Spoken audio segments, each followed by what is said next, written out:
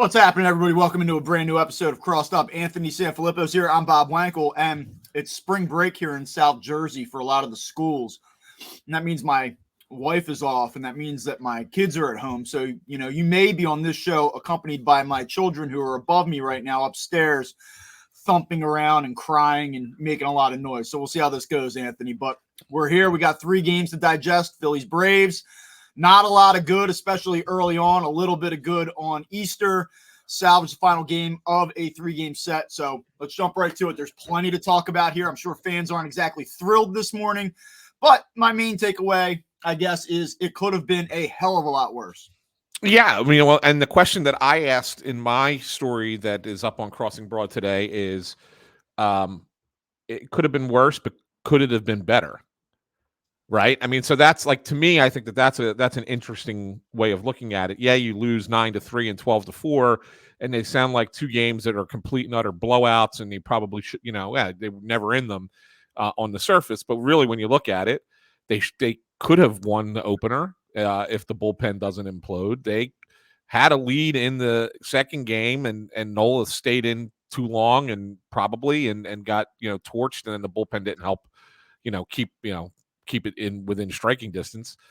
So you look at those 2 games and say maybe they could have gotten one of those, and then maybe but then again maybe they got a little lucky to get the third one, right? So in the end, going 1-2 is probably what they deserved, but maybe it could have been a little bit better. Yeah, I mean, look, I think that the main thing here is you come out of this weekend and everyone's charged up. Everyone's really excited for this. And it's, what do these guys have? They talked a lot in the spring about setting the tone, getting out of the gates fast. You have the Braves come in and they just get smacked around. They get smacked around on Friday and on Saturday. And I know that you can look at Friday's game and say for 6 innings, the Phillies kind of controlled things. But, I mean, they absolutely torched that Phillies bullpen on Friday. And then Saturday was a total slop fest. And while I want to say they were in position to have potentially won that game, like kudos to them for getting freed out of the game in the first inning, they stick with Nola probably a little bit too long. Maybe we'll talk a little bit about that decision.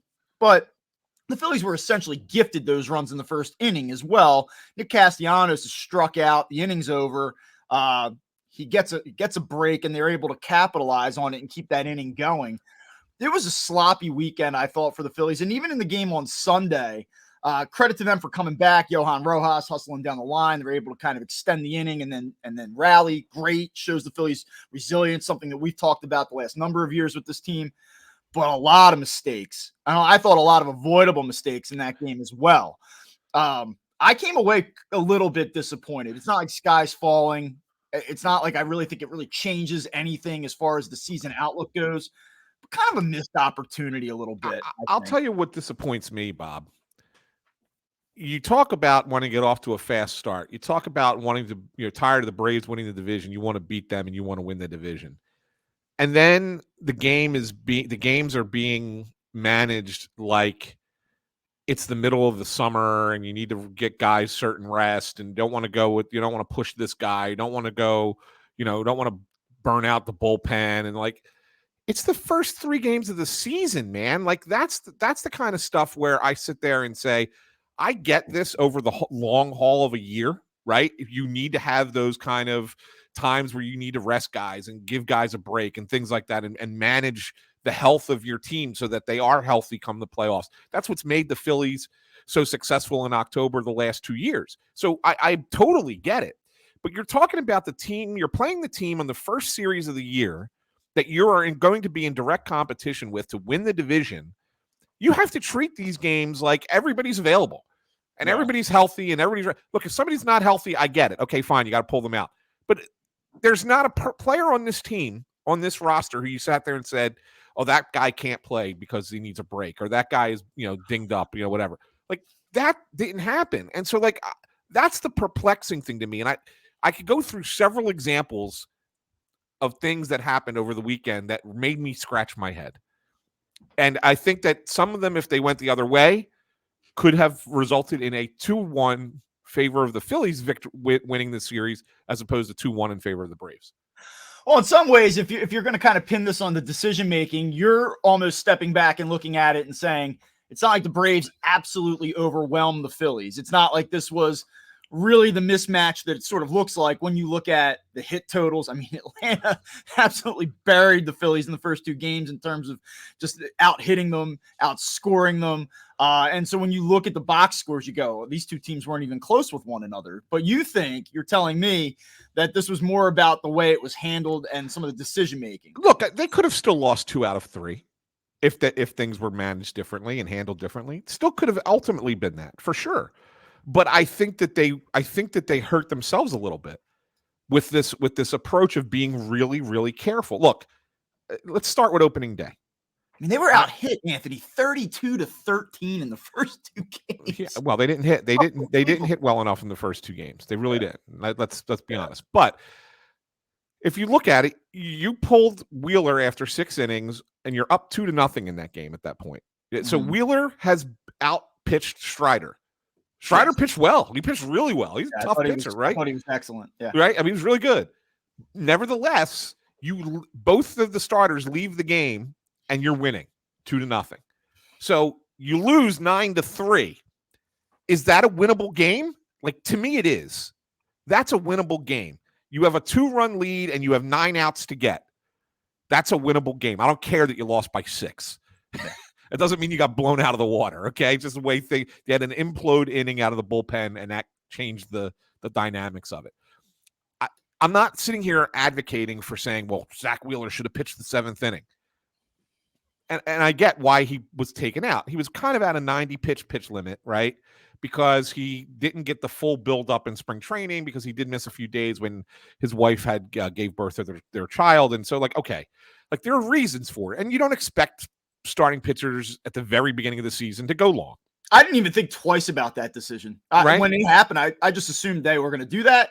He was out of the game after 6. Great job. It's March 29th. It's cold. There's no world in which he's coming. Not in 2024. It just doesn't work. It doesn't happen. Right. And I'm with you on that. And so I actually think that I'm okay with Rob making that decision. So you go to Matt Strahm and you bring in Strahm, right? And he gives up a couple of base runners. And now you got 2nd and 3rd with 1 out. And Adam Duvall comes off the bench to pinch hit for Jared Kelenic. All right. Now they said they knew that he was going to pinch hit. Like Thompson says after the game, we knew they were going to pinch hit for Kelenic. Okay. You had Jeff Hoffman ready to go in the bullpen. He was obviously going to come into the game to face Acuna, who is the next batter anyway. Yeah. When you bring in Duvall, who's a 1 out, by the way, left right? with 1 out. So he's coming into the game no matter what in this inning. Right. He's going unless there's a line drive double play. Exactly. Right. He's come where a sack or fly ball throw out at the plate. That's the only 2 ways he's not coming in. Why do you let Duvall face a lefty? Duvall notoriously kills left-handed pitchers. And I know Matt Strahm is good against both lefties and righties. I get it, and you trust him, right? And he's been good for you last year, and in the spring he was really good, so I get it. But you have Hoffman ready. He is a guy who has made his bones with you last year as a guy you bring into sticky situations and get out of them. That's a decision to me that's where it went wrong. Yeah, I mean, I think I looked at you while that was unfolding. I said, Isn't it not weird that Hoffman's not in this game? I mean, in real time. And that's one of the things that I kind of wrote about today. I sent out the Red October newsletter that kind of hit mailboxes around 9:30 this morning. And I said, listen, there are a lot of things that you can be frustrated about and aggravated about and the way things played out this weekend. I'm not a big second guess every move that a manager makes kind of guy. I am, however, someone who in real time will say, I just don't agree with this. And when that happens, that's when I'll come on this show and kind of look at a move like this. Like this was one that I said, I don't get it. It makes no sense to me in real time. And maybe Strahm gets out Duvall, right? And then they go to Hoffman and it works out, lead protected. But in real time, I just said, this is insane. Even if it works out, it makes no sense to me. I know, Rob, after the game, you had said it like, well, we like the matchup. He liked Strahm's pitches. Yeah. Against Duvall. And I know that that's a thing in modern baseball that they look at. It's not just as simple as lefty, righty. It's his stuff, his spin, his break profiles well against a certain swing path, against a certain profile of a hitter. And I do get that. I know they're looking at numbers, and it's not just Rob Thompson saying, I trust my guy Matt here. He's going to go get him. I know that. But come on. Yeah. All right. It just made perfect sense to me. You had Hoffman up and ready. They were actually warming both of them up, if you remember, Bob, in the 6th inning when Wheeler was still on the mound. Both Strom and Hoffman were both warming up. So there was a debate, I think, internally as to which guy to go to in which situation. Right. I think if Wheeler let somebody get on base, they were going to go to Hoffman. Why? Because he's really good at getting out of those spots, right? And if they were going to go to a clean inning, it was going to be Strom, which is what it ended up being. But then you have him ready. Why not go to him in the spot that, Duvall does not hit righties. It really does not hit righties. And so it just didn't make sense. So I think that's where that game kind of went off the rails. Right. By the way, I mean, you also don't expect, and then there's the portion of this where guys have to do what they're paid to do. I mean, Jose Alvarado, who I love, I think he's one of the 10 best relievers in baseball, but he was a disaster on Friday. He couldn't locate on the inner half to right-handers, and then that game gets totally lit on fire once they go to Brogdon, who probably would not be on this team had it not been for a couple injuries. So, I mean, he was terrible, and then the game just totally gets out of control there. But I will say, and I don't know if you want to talk about this at all, I have no problem with Rob going to Connor Brogdon in that spot. Once a game gets to 4-2, once you fall behind, once you have, I think, Alvarado burned for Saturday, you're not going to have him at that point. Hoffman's been used. Strom's been used. I don't know what – I feel like you can't go for broke down 4-2 chasing the Braves in the 7th inning or, in the 8th inning at this point. So I don't mind going to Brogdon just because you don't know what you're going to look like and how you're set up for the next game. Well, see, that's the thing. And this was one of the debates that I had with in my story that's on the site. So you're in a situation where Alvarado obviously is fighting it a little bit, and he walks in the run to make it 4-2. And even at that point, I thought this is probably one batter too many. Yeah. I thought he could have come out after the previous batter, actually probably 2 batters before he actually struck out Arcia, right? But you were trying to hold on to Dominguez for Saturday. And that's the thing. It's like, against the Braves, do you really look at, in the first game of the season, are you really thinking, let's worry about the stuff down the line, or do you worry about what's in front of you and figure out tomorrow? Yeah. And that's where I sit there and say they could have at least tried to stay in the game if you get Dominguez up to face these righties at the bottom, instead of letting Alvarado throw 30 pitches. Yeah. And really his 30th was the hit by Acuna that puts the game, makes it 5-2, and then Brogdon, like you said, pours gas on the fire. But at that point it's okay. And then it's Brogdon first pitch, wild pitch 5-2. That's what it was. Right. Yeah. So but if you are willing to go to Dominguez there, not to say that he would have been better. Obviously, he's not gotten off to a great start himself. Didn't have a great weekend, no. But you're looking at it and saying, okay, we obviously see that Alvarado doesn't have his stuff. Right. And he's fighting it a little bit. Why let him get to 30 pitches with the 30th pitch against Ronald Acuna when you can bring in a fresh arm that maybe, I mean, it's not a great scenario, but it's better than what it ended up being. I'm just saying that it keeps you in the game. Doesn't mean that the Phillies come back and win, but once you go to Brogdon, you might as well have just chalked up the loss at that point. Yeah, no, I hear you on that. What was interesting to me was coming out of the opener, just listening to the disappointment in the reactions. I understand that this is the Braves. It's game 1. Everyone's juiced up for it.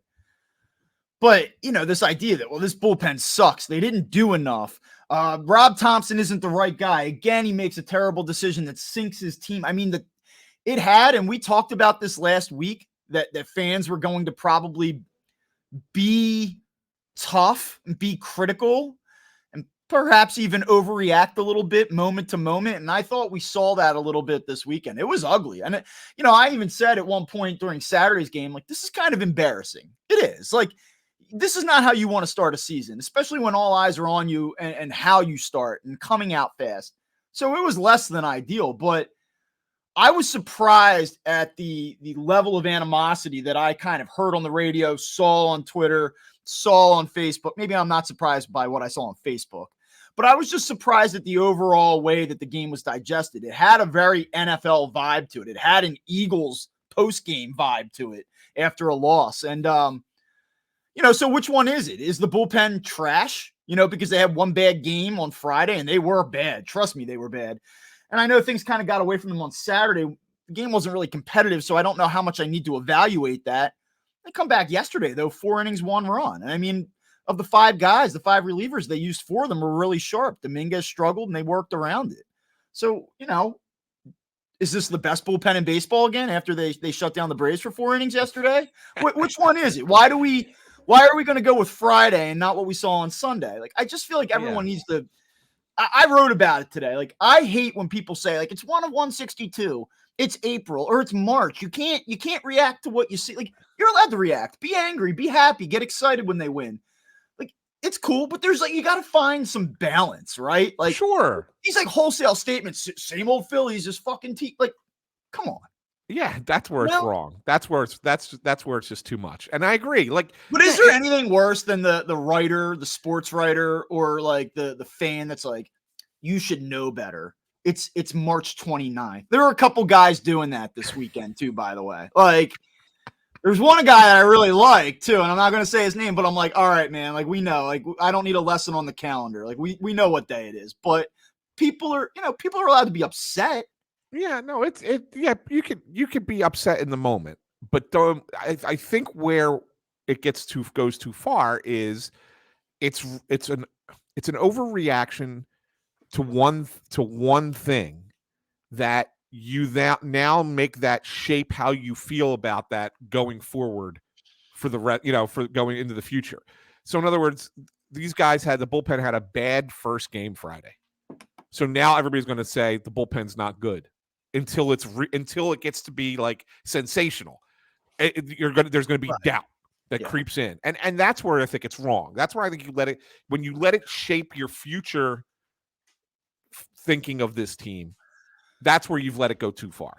By the way, again, and I have a ton of bad takes, and they can be circled and rehashed and spit back at me. But I did say last week, like, watch out with this bullpen, especially early on. Yeah. You're not going to get a lot of length from the back end. When you get through that first wave, they're going to be conservative with how they use the relievers. And I said it. I'm like, you have Marte, Ortiz, Brogdon. I'm like, if you get to these guys, you're going to have a chance to do some damage against this bullpen. Now, I didn't expect Strom and Alvarado to melt down on Friday. I didn't. That's not what I was expecting. But once you get to those guys, those lower leverage arms, here comes Nick Nelson now for Ortiz. Like, that's not lockdown. And when you have 3 or 4 of those guys running around out there in your bullpen, no, I don't expect the Phillies to have a top 5 bullpen ERA at the end of April. I certainly don't now, but I never did in the first place. Yeah. I still think when you look at this group of arms, though, and the way that they're going to be able to mix and match and miss bats, that there's a lot of upside there. Are they the best in baseball? No. And I think that the worst thing that probably could have happened is seeing that graphic come out from MLB Network last week saying that this is the best group. But are they good? Is that upside real? It sure is. And like, if you watch one game and decide, no, man, I don't know. I don't know what to tell you. Like, did you not watch last year? I know they weren't perfect. They struggled, especially for stretches. And at the end, it fell apart. But bullpen was pretty damn good last year.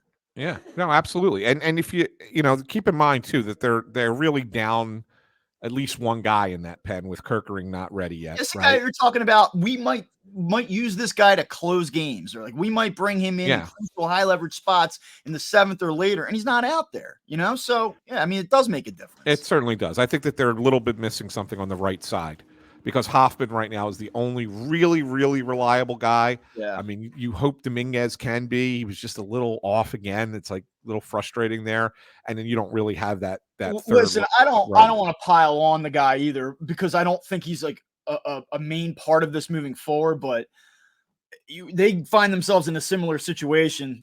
Let's go Marte over Brogdon. Like, let's go Nick Nelson over Brogdon. If Andrew Bellotti finds his way back up here at some point, like Brogdon, I find to just be especially disappointing given where he was and where it seemed like he was going versus where he's at now. And I was really surprised that he was on this team, even with the injuries. I was too. I think they just didn't want to DFA him, Bob. Yeah. I think that they feel there's like that little last hope that maybe he can find it again, because he does have good stuff and he's got talent, and they just need to kind of figure it out with him.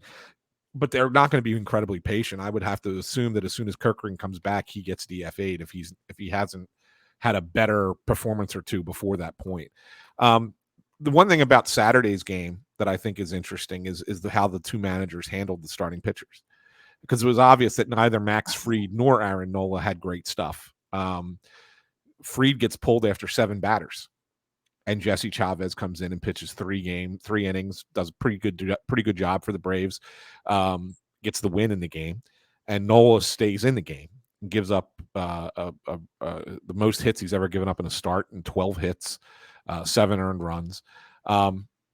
And you can look at that start and you sit there and say, here's Nola, doing Nola type things. When it snowballs on him, it really snowballs on him. Mm-hmm. And there was a little bit of bad luck in there. I don't want to make it sound like he was a disaster, because he wasn't a disaster. It was a little bit of bad luck. Of the 12 hits, only 4 were hit over 90 miles per hour. Right. Yeah. I look at that Ozzie Albies home run and I say, that's a great pitch. It really was a great pitch. And Albies has proved to me this weekend he's a great bad ball hitter. Yeah, he's a tremendous player. Everyone talks about Acuna and Riley and Olsen, and I get it, right? Yeah. And warranted. But man, I almost feel like that guy gets overlooked. Yeah.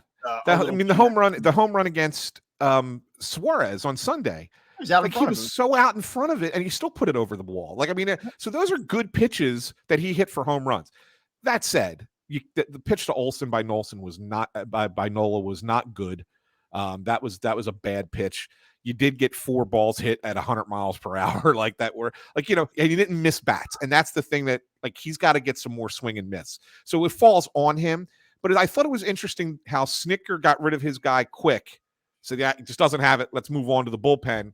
And Rob was like, well, I got to save the bullpen and let Nola give up those.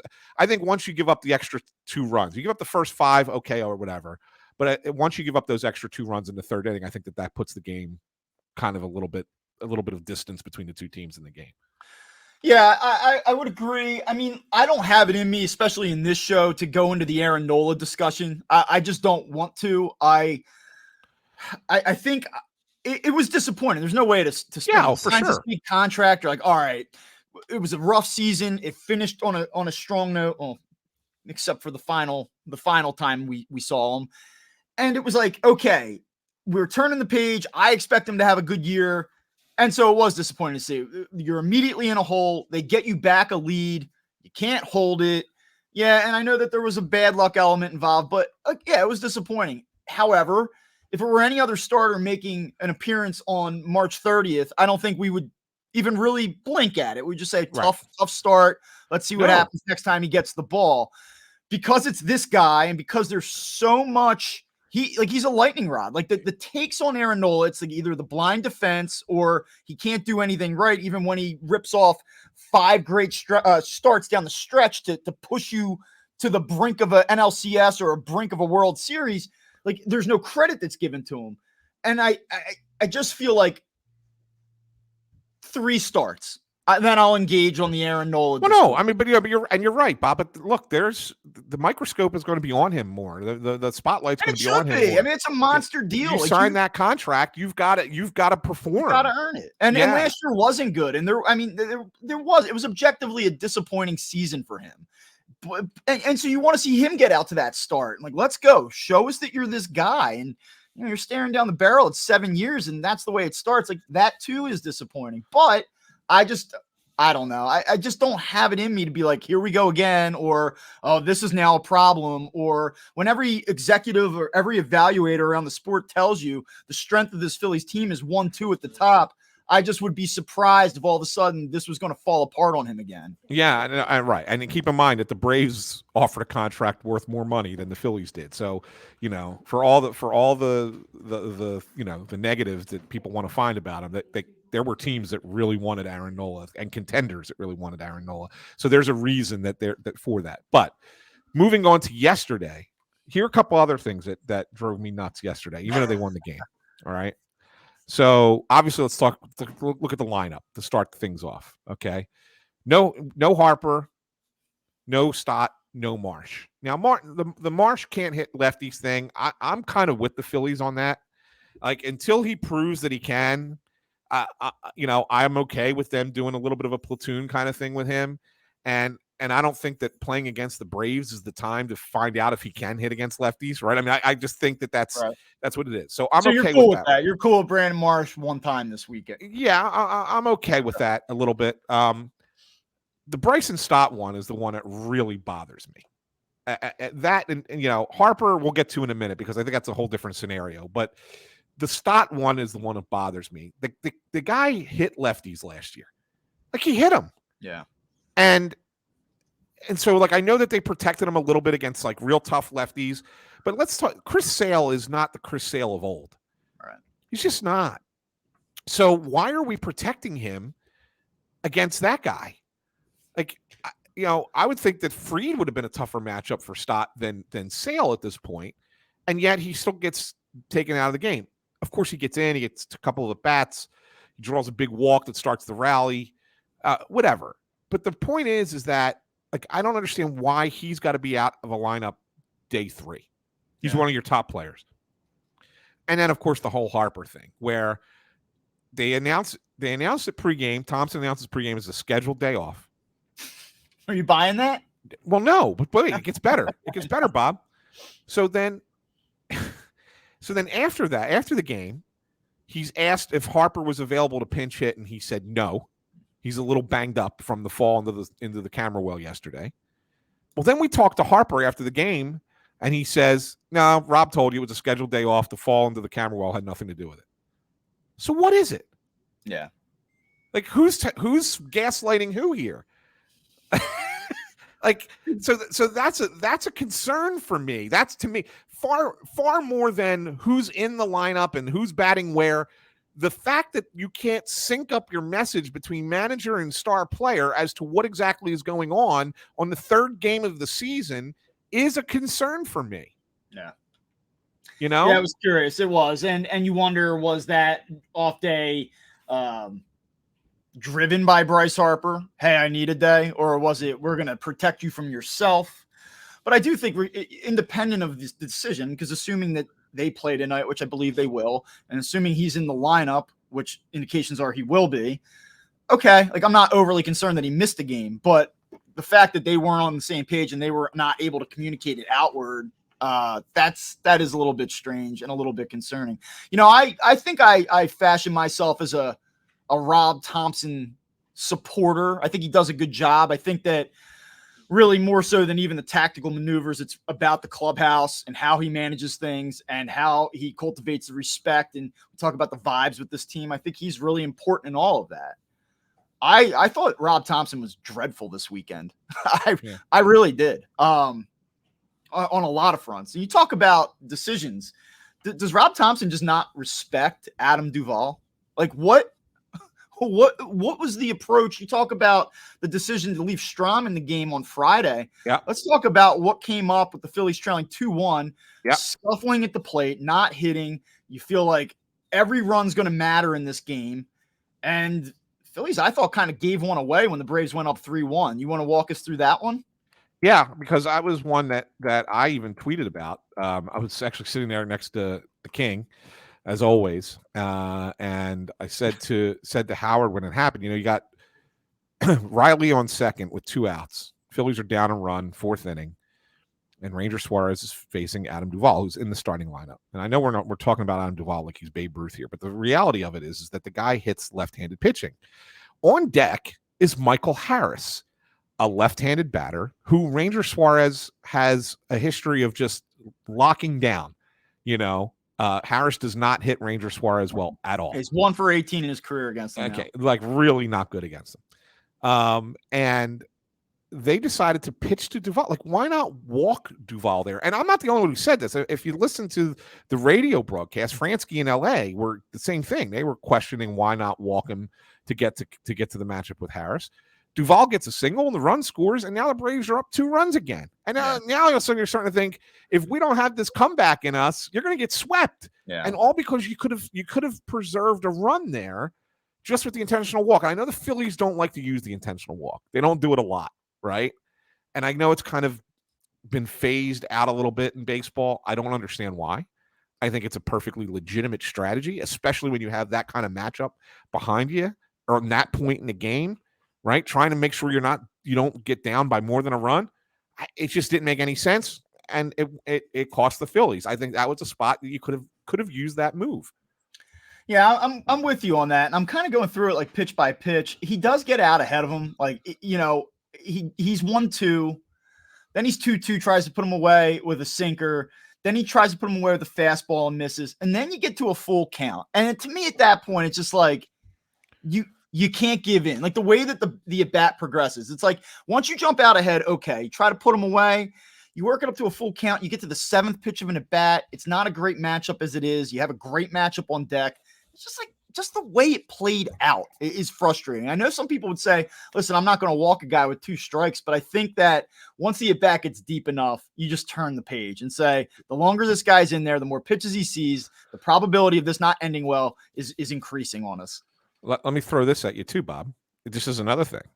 So Suarez ends up throwing 83 pitches yesterday, 5 innings, right? Let's take those 7 pitches away from Adam Duvall. Yep. Now, are you able to go a 6th inning with Ranger Suarez?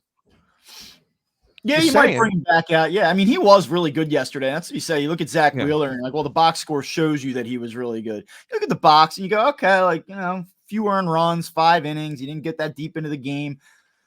But he was good, and his stuff was good. And the Braves had a lot of awkward swings against him yesterday. They did. I mean, was his stuff good enough that he could have pitched into the 6th? You save a few more? Yeah, probably. Yeah. So, like, I think that there's a combination of things there that were really questionable.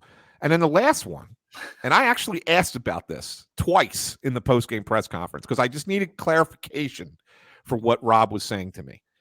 So there's a new rule in baseball in 2024 where if you put a pitcher out to warm up at the start of an inning, he has to face at least one batter. You can't, change the pitcher because they decide to pinch hit. So we're going into the 7th inning, right? And the Braves put Joe Jimenez back on the mound. He had gotten 2 outs at the end of the 6th inning, and Snitker puts him back out there, even though he's got Aaron Bummer warming up in the bullpen, and puts Jimenez out.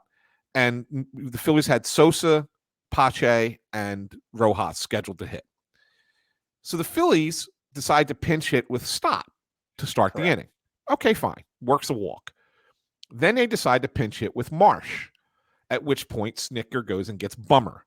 Right. Now you have Marsh facing lefties. The exact situation that you don't want him in. You spent went out of your way to not play the guy. Yes. Okay. Now you could have gone Marsh as the first pinch hitter. Because then he gets to face Jimenez cannot come out of the game. Yeah. He's got to face Marsh. So you would get Marsh against a righty, and then if you go Stott for Pache, right? Then they go to Bummer, at least you have a guy who can hit lefties, like Stott can. So I asked Rob about this, and he said, "Well, I wanted to go position for position." Okay. So Stott for Rojas, Stott for Sosa, which isn't really position for position, but they knew they were moving Merrifield over to third base and Stott at second. And then Marsh would go for Pache into the outfield. And when he said that, like, I had to think about it for a second. Like, what the hell does it matter if you go position for position if you're pinch hitting both guys? Right? I mean, though both coming into the game, does it matter who goes where? Yeah. And then I followed up and asked this. I just need to know, like, was the second pinch hit dependent upon the outcome of the first? And he said yes. So in other words, the way it was, we talked about it afterwards, was if Stott got an extra base hit, then Marsh would not have batted for Pache. Because then you would have been in scoring position. You could have either bunted him over or maybe, try to just drive him in with nobody out if he's on third, or if he hits a home run and ties the game, you stick with the defensive outfield. Okay, fine. But it's still a scenario worth looking at down the road, because if that's the situation now where they put a you're going with your right-handed lineup and you got lefty bats on the bench and you got more than one left-handed option, and they put the right-hander back out there, I think you got to think about going Marsh first if you're going to use 2 pinch hitters, just so that you don't get that left. Because what did he end up doing? He ended up striking out. Yeah. I will say of all of these things, I was surprised. I mean, I guess I'm not surprised. I'm not surprised, but I'm confused. I just do not understand. Like, there's a lot of talk on WIP today about the Phillies flying the 2023 wild card flag out in center field, right? And now it's soft, and this is a joke, and this isn't what you're supposed to do when you have a competitive nature. Are the Phillies trying to fly at least Johan Rojas played flag at the end of this season?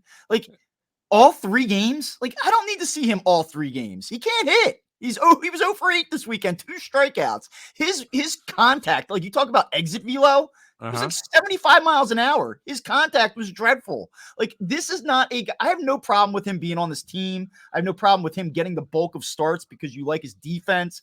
What the Phillies are selling, like I'll buy it to a degree, but is this really a guy that commands starting the entire? You're talking about the Braves, right? The urgency. We've got to beat the Atlanta Braves.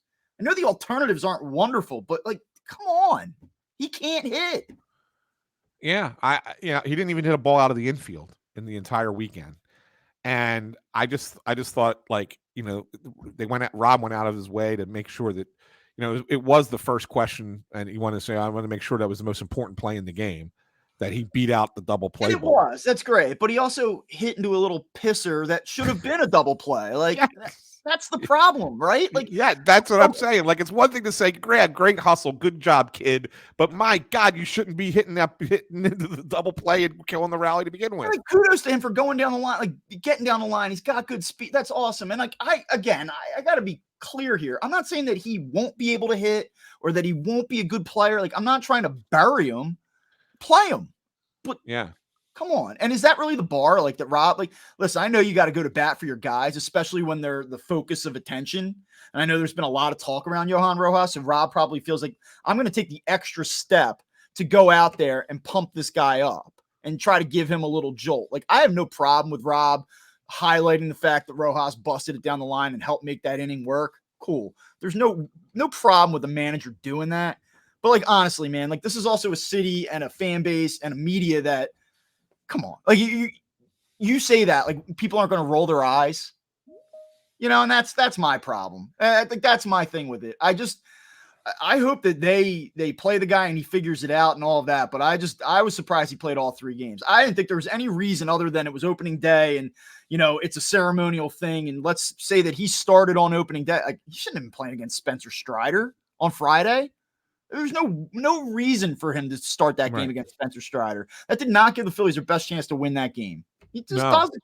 No, it just doesn't. I agree. And it's going to be interesting to see now that, they're going to start facing some back ends of rotations. They got some bad teams coming up here in April, or I should not necessarily bad teams, but weaker teams, I should say.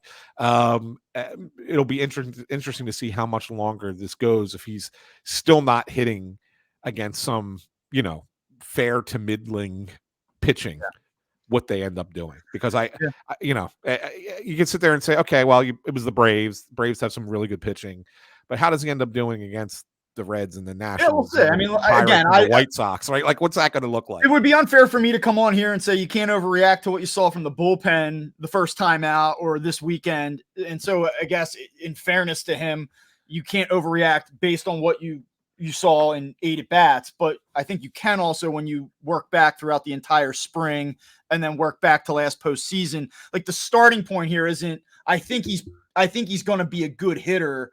Oh, he didn't have a good weekend. It's, I don't know that he can hit. He didn't hit. So like, I'm just where I was, I guess, a few days ago. It's not like I'm putting it all on what I just saw, but it was evidence that did not change my line of thinking. And that's the difference. Yeah, absolutely. I agree with you. Yeah. Okay. So, I mean, I guess I know the answer to this. There are probably some people, I know a couple of our listeners. I mean, I actually wanted to go back and address this. I got a DM saying like, same old Phillies. You and I were both tagged in a comment yesterday that was like, you might want to revise your World Series predictions, guys. Like, first of all, thanks for listening. And like, that's cool. And I hear you, like I get it. I totally understand, but relax. Yeah. I thought you weren't allowed to do that. I thought you were allowed to say it's just March or just April 1st, whatever. I mean, like I do, I understand. Like, okay. And I actually appreciate, I do. And I mean this like I'm totally sincere when I say this. I appreciate that someone watched the Phillies game yesterday and thought so much of us to be like, fuck those guys. I'm gonna make them eat this. Yeah. And then, an hour later, the Phillies have their first win because that's what happens. They're going to get swept. They're going to get, this team sucks. Yeah. And then have we learned nothing? I know. It's crazy. It's crazy. Where do you okay, you said that nothing would change unless they got swept. They did not. Anything change for you? Like, did anything happen that really surprised you this weekend that makes you feel a little bit different moving forward? No, I just want to keep monitoring the Harper thing because I'm not convinced that it's just from the tumble into the. You said something interesting to me on Friday, and I don't want to blow up your spot or anything. It's not classified information, but you said Bryce Harper didn't look right all spring. Yeah, he didn't. I mean, look, the 11 days I was down there, I didn't see the typical Bryce Harper, and he certainly has seemed frustrated a little bit.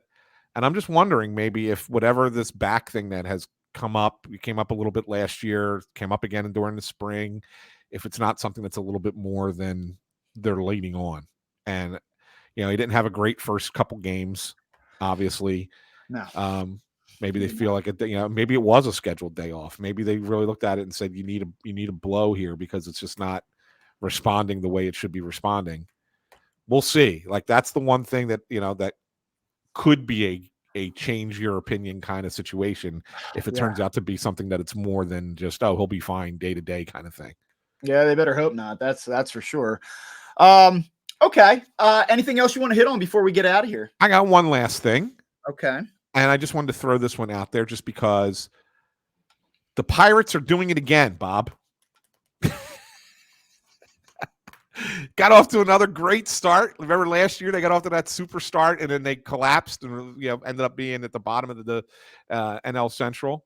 I just wanted to point out that the one start that really kind of impressed me against the Marlins was the rookie kid, Jared Jones, makes his major league debut, strikes out 10 in a major league debut. Like, that's pretty impressive, and everybody was kind of surprised that he even made the team. He's a prospect, but I mean, they were kind of surprised that he was the guy that made the team, especially with Paul Skeens, right? That's the guy that they drafted out of LSU. Yep, the LSU kid. Yeah. And they actually have another guy in their system, a South Jersey kid, Bishop Eustace, Anthony Solometto, I believe is their number 4 prospect. Lefty, funky, good stuff, nasty. I mean, they've got some interesting pieces coming in that rotation. If that all folds into place, they have 3 pretty young arms there. They're very interesting. Yeah, and not only that, they've started to lock up guys. For a team that never spends money, they're starting to lock up some of their own. Reynolds got that big contract, and Keller's got that contract now. So I'm just curious. We got teased by it at the beginning of last year, and then, of course, they fell apart. 3 games in. Are the Pirates maybe getting a little bit better? Yeah, we'll see. There were 2 things that jumped out to me around the league over the weekend. Beyond that, if you're a big run differential guy, you're not going to be impressed with the Tigers, but 3 one-run wins for the Tigers over the White Sox.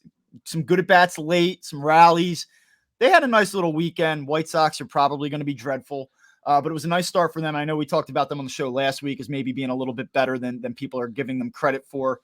But how do you talk about what happened around the league this weekend and not talk about what happened at Citi Field? Just incredible. First of all, the Mets just never cease to amaze me, man. Like, they are an absolute loser poverty franchise in every sense of the word. It was funny. I was a good friend of mine is a big time Mets fan, and we were going back and forth on Saturday as Rhys Hoskins is just dominating them a day after blowing up Jeff McNeil. And he says to me, he goes, they're not going to hit him. They're not going to throw at him. He's going to go off on them today. And then what they'll do is at the end of the game, they'll throw at him. And lo and behold, that's exactly what they did. Yeah. And the whole thing was just so Mickey Mouse, Bush League, like, and he gets swept. Like, he gets swept at home. Like, and that team is perfectly built to win like 79 games. Like, if your goal in life was like, let's build an 80-win team, it is that Mets team, man. like what a joke. Like the Yeah. whole thing, I feel like to borrow, you said we sit next to the king when we go to the games. What an absolute fraud joke that team is. It's great. It's great. And I love picking on the Mets. Always love And good picking on for the Reese Mets. Hoskins too, man. I'm Yeah. rooting for him. You know, I wasn't always like the number one Reese guy. Like I thought there were some holes in his game that kind of hurt the Phillies at times. No doubt a really good offensive player and somebody that I think is probably going to get a multi-year deal following the season. I also don't believe in the Brewers despite this little start. I wouldn't be shocked if he got moved somewhere this summer. But it was nice to see him go out there and kick some ass this weekend. I know a lot of people were probably rooting for him. Yeah, absolutely. Absolutely. And I'm glad you were the one who brought up the Mets and not me. Because I'm usually the one who picks on the Mets, but that's all right. It's good that you did it. So all right. Well, there you go. We will be back later this week, Thursday or Friday, probably kind of break down everything that happened against the Reds. This Reds team's not bad, by the way. Yeah. I know we're talking about this soft April schedule, but Philly's got to play some decent baseball this week if they want to win this series. So we will be back after that to break down everything that happened and look ahead. You can check us out on YouTube, Spotify, wherever you get your shows. You can follow Anthony at AnSamPhilly. You can follow me at Bob_Wankel on Twitter, and we'll talk to you soon.